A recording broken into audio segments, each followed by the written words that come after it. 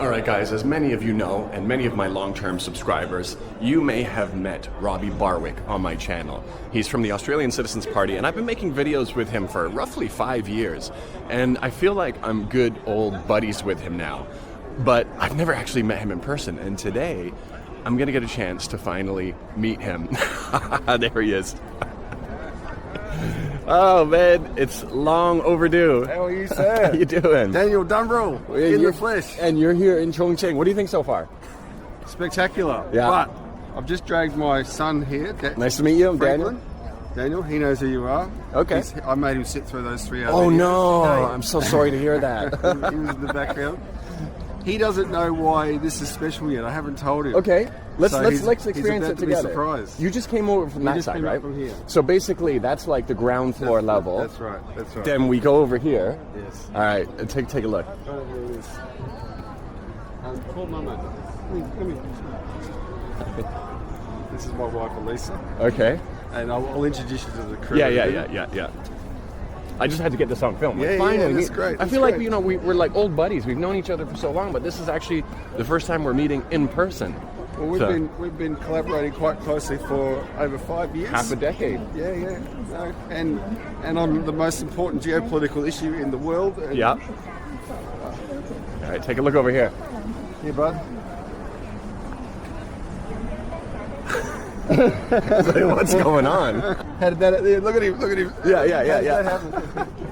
All right, here we are together, just about to have lunch. We have a little bit more time for a more proper catch-up. So where have you gone so far in China, and what have you thought? Well, we have gone to, I'll name them, then we can count them. Yeah. Hainan. Yep. And we spent some time in Haikou. We covered a lot of the island.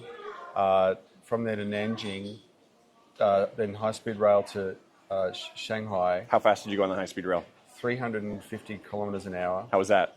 I've left my skin back in Nanjing somewhere. Like this, but of course it's not like that. It's not alerts. You just don't know. Yeah. You got to see it in front of the screen. Well, Yeah. and then you look out the window and you kind of see what's happening. All right, so then a high-speed train. Then we took another high-speed train to Hangzhou, and futuristic city. Like we got to see the West Lake also? the West Lake, but also there was a science tech city sort of display there, which was really, really stunning. And then from Hangzhou to Shenzhen, and Shenzhen, we just drove for hours and hours and through this massive city, mega city. But we saw the Guanming, if I'm pronouncing that right, which is one of the districts of Shenzhen, and this is a whole planned science city there. That was all farmland when I first moved to Shenzhen in 2008. Exactly. And there's a really famous place there, Guanming Nongtang, farmers kind of village restaurant, and the popular dish there is deep fried pigeon.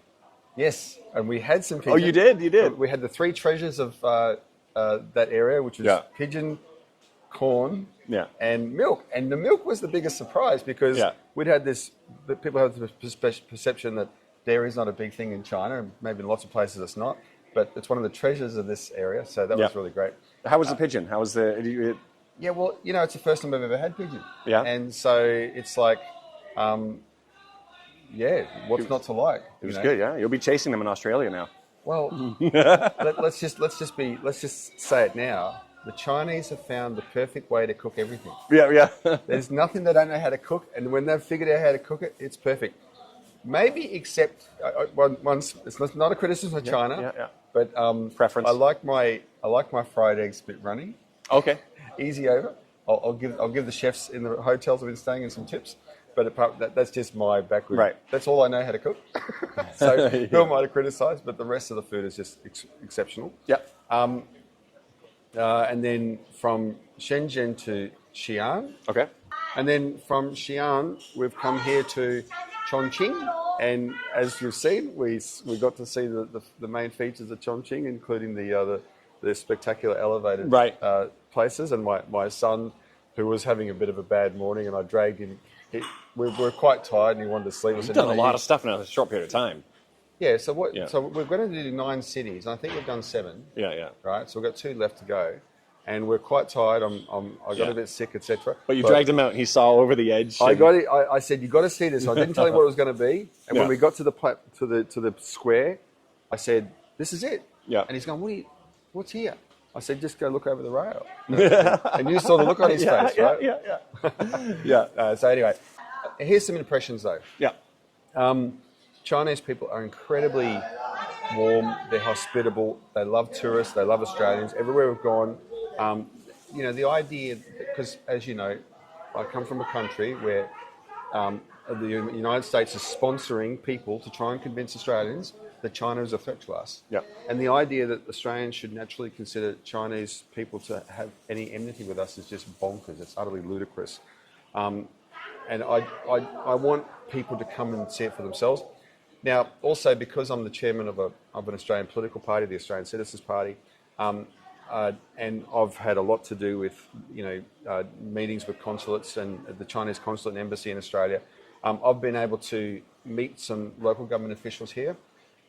I have met many people in layers of government in China who studied in Australia. Oh. They went to university in Australia. Right. They have a good, favourable impression of Australia.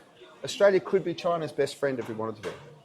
Yeah, right? I remember when a lot of the rhetoric was really pumping up in Australia, there were a lot of Chinese who were confused by that. They're like, really, what, how is this even possible? But your country was convinced to do this by these external forces. It was all unbridled enthusiasm until the Americans, pulled the plug on the whole relationship, and we went along with that.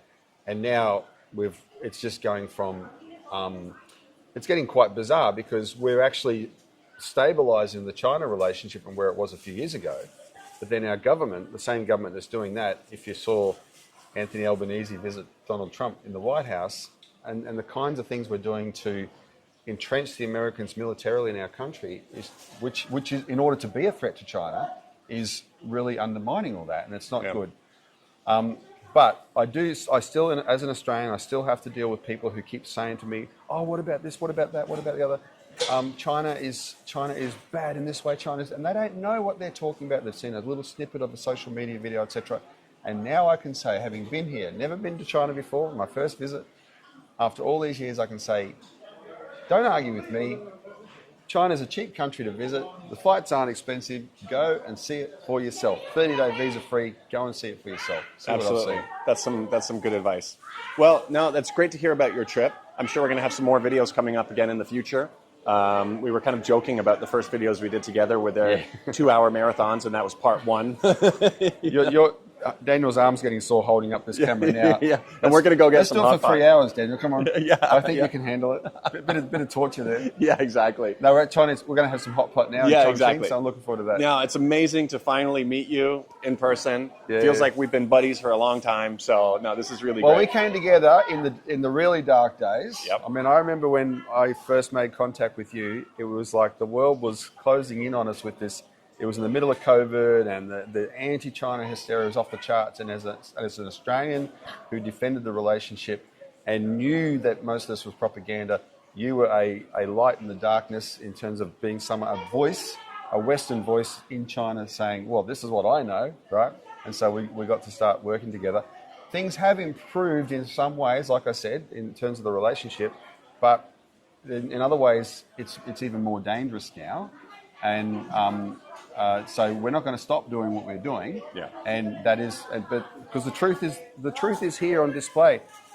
Chinese people want to get on with their lives. There's no interest. You're in a country where there's no interest in going and conquering the world.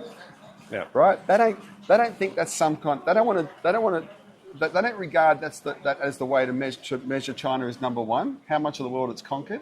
Yeah. Right. Their lives are improving. I can see that their lives are improving. I'm travelling with people. I'm travelling with the former Deputy Ambassador to Australia who came here in 1974. And when he visited Shenzhen, this was on our trip with us this time, this was the second time he's been to Shenzhen. The first time it was a fishing village. Yeah. Right? And he can bear testimony to that. And this is a country that enjoys this progress. I wish we could, as Australians, look at progress in our country, and we can't. Not like this. And so I'm even, it's not just saying, look, let's be friendly with China. let's actually learn from China.